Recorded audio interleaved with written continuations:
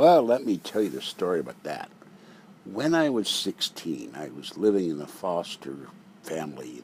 No, I'm sorry, take that back, 17 and a half. The last 6 months of my teenagehood, I lived in a foster home. Very long story. It wasn't a bad foster home or anything like that, but I'd been declared an emancipated minor, but had to have somewhere to live. Well, one winter they decided, the father and the mother and the kids, to go to St. George's, Utah. Now, in retrospect, this disturbed me when I found out it was a place where they filmed The Conqueror, and it had gotten radiation from atomic bomb tests, and everybody in the film, Dick Powell, John Wayne, Agnes Moorehead, Pedro Armendariz Sr., wound up with cancer. But this was years later, so who knows.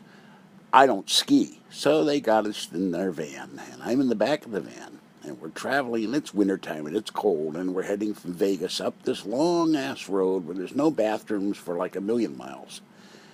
And I had to pee really bad, and the only thing in the back of the van to pee in, because Mr.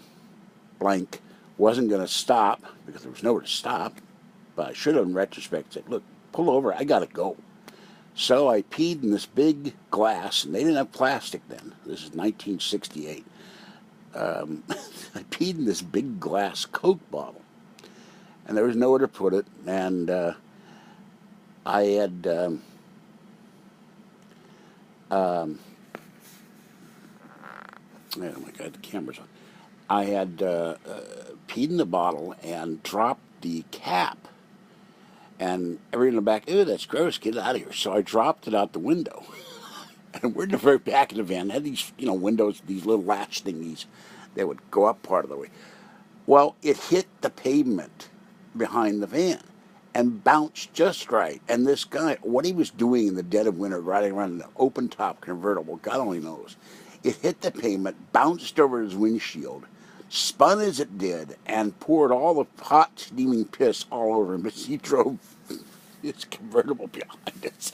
And the driver and everybody saw this, and they burst out laughing. It was nervous laughter, and I was so mortified.